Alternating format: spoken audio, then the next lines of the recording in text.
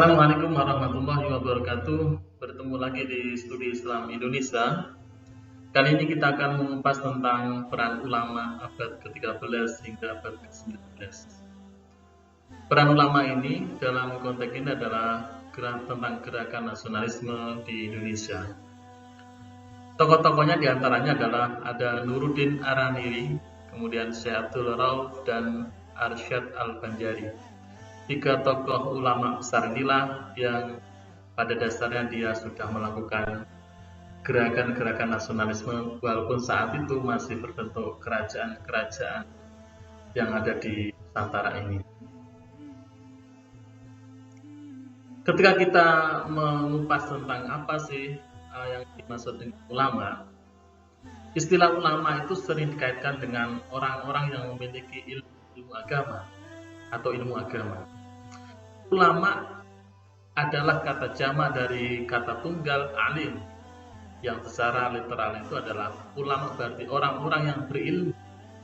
Artinya setiap orang yang mengaku dirinya sebagai ulama, dia harus memiliki ilmu agama. Dalam hal ini bisa menjelaskan kepada masyarakat bahwa Islam adalah agama yang rahmah, agama yang damai. Ada banyak sekali tokoh ulama di abad 13 hingga abad ke-19.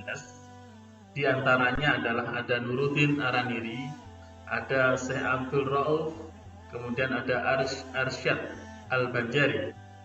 Nah, ketiga tokoh ulama ini ternyata sangat berpengaruh pada perkembangan Islam yang ada di Nusantara pada abad ke-19.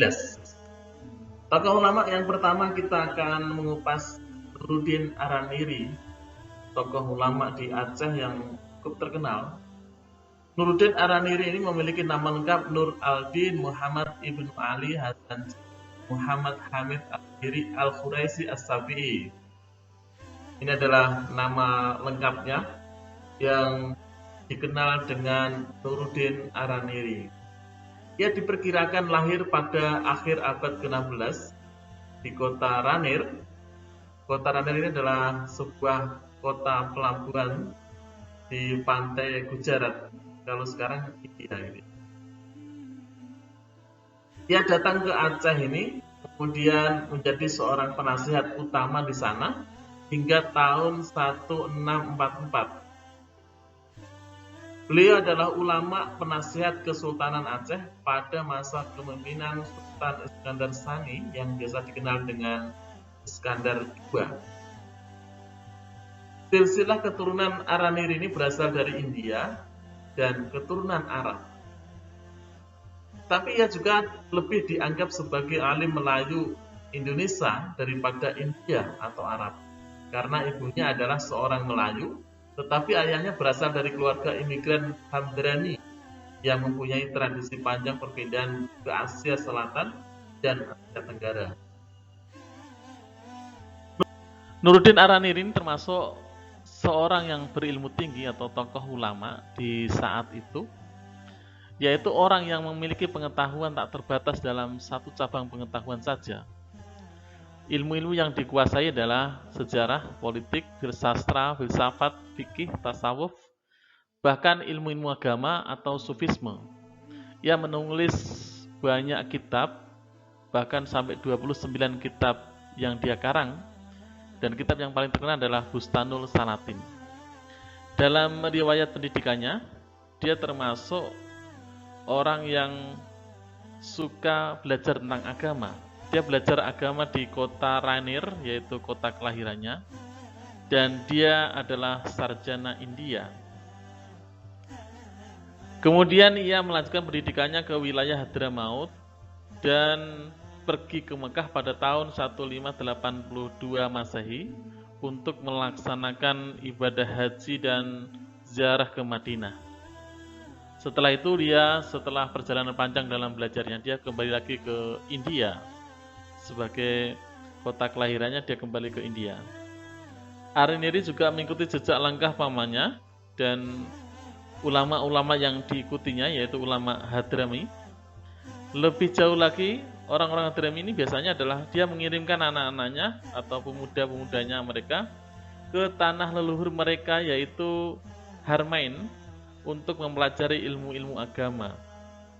Setelah menyelesaikan pelajaran, kemudian tamat, kemudian ia kembali ke tempat kelahirannya untuk mengadakan perjalanan ke tempat-tempat lain di dunia Islam.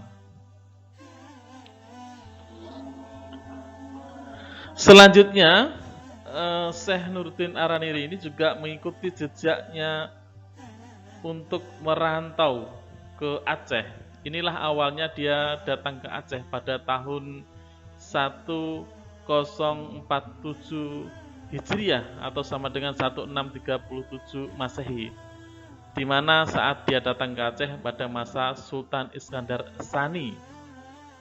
Kemudian dia menetap di Aceh pada tahun 1637 hingga 1644 dan menjadi tokoh utama atau orang yang sangat berpengaruh di Aceh saat itu.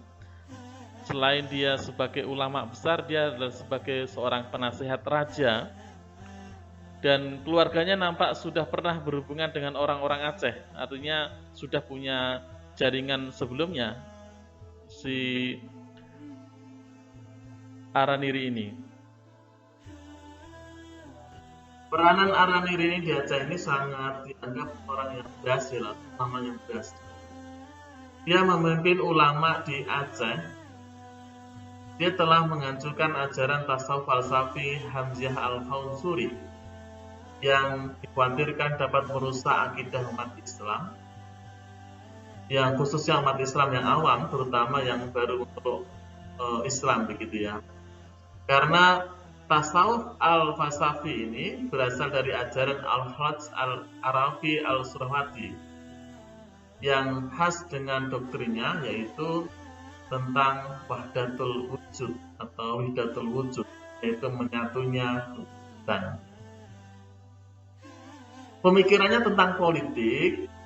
Dalam karyanya Bustanul As-Salatin ini dia menjelaskan bahwa dia menasihati sultan dalam fungsinya sebagai penguasa dan khalifah Tuhan di bumi dengan mengutip ayat-ayat Al-Quran sebagai dasarnya untuk menjelaskan kepada sultan tentang tanggung jawab dan kewajibannya kepada rakyat, yaitu melindungi yang lemah dan mendatangkan kebaikan bagi rakyat akan membuatnya dilindungi dan dirahmati oleh Allah itu sendiri.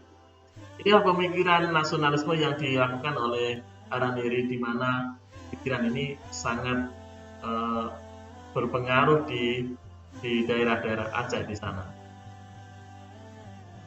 Yang kedua adalah kita akan mengungkap tentang Aminuddin Abdul Rauf bin Ali Al-Jawi Al-Mansuri Al-Singkili. Nama populernya dia dipanggil Tengku di Kuala atau Tengku di Kuala atau Syekh Kuala. Tempat lahirnya di Singkil yang kalau sekarang ini di daerah provinsi Aceh. Kedudukannya adalah Khodi Al-Malik Al-Adil Kesultanan Aceh Darussalam. Dia seorang dai atau ulama besar, juga sebagai seorang penulis kitab.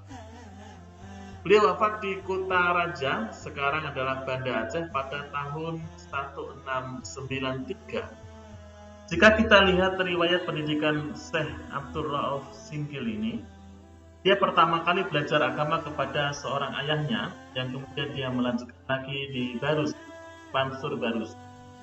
Di sini dia belajar lebih mendalam tentang agama, sejarah, mantek, falsafah, sastra Arab, bahkan sastra Melayu. Dia pelajari semuanya. Nah, setelah dia lulus, dia melanjutkan lagi di sekolah Samudra Pasai yang dipimpin oleh Syekh Samsudin. Syekh Samsudin ini adalah seorang kadi besar atau seorang Fadli Malikul Adil pada zaman Sultan Iskandar Muda.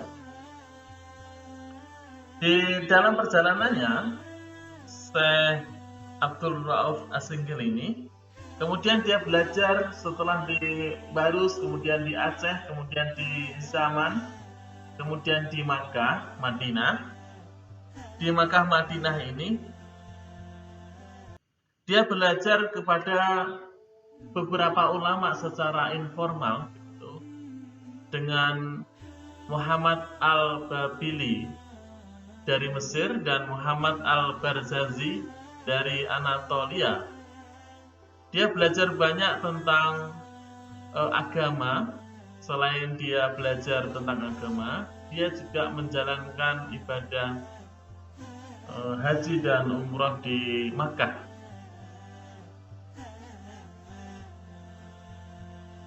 Abdul Rauf As-Senggili ini wafat pada tahun 1193 Masehi.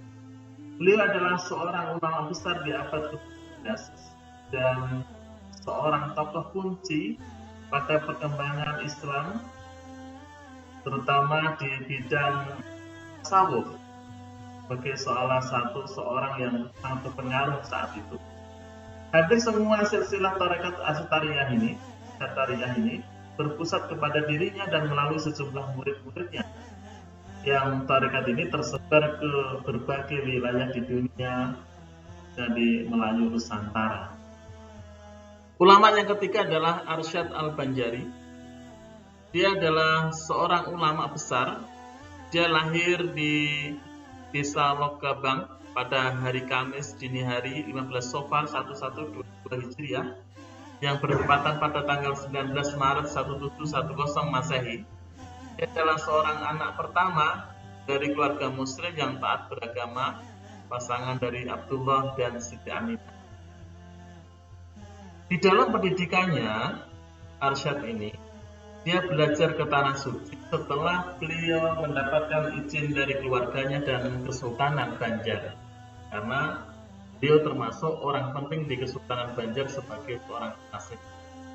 Kemudian dia dibiayai oleh Kesultanan atau dari pihak istana naik haji pada tahun 17 dan di dalam perjalanan naik haji ini kemudian dia juga memanfaatkan waktunya untuk belajar tentang agama secara mendalam.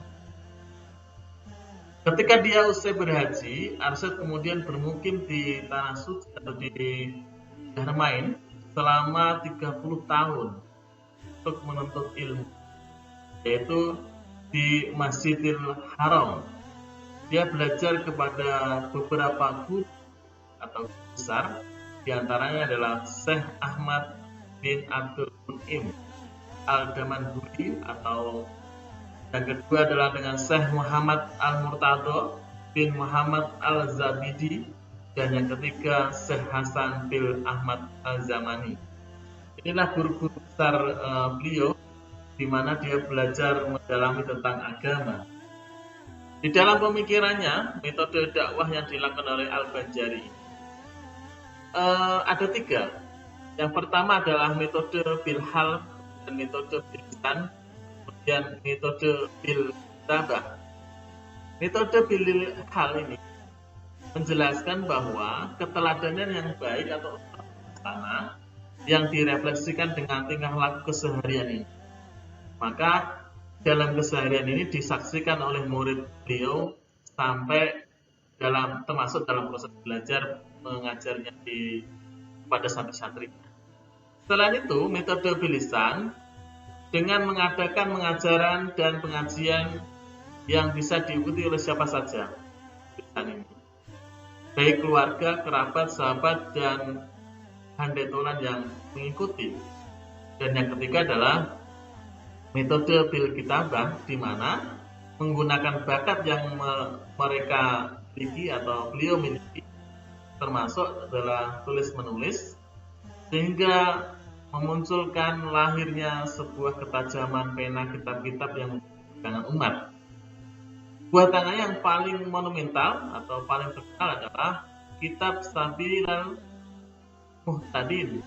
Kitab ini termasuk dan kemudian tersebar sampai ke Malaysia, Brunei, dan Patani, Thailand.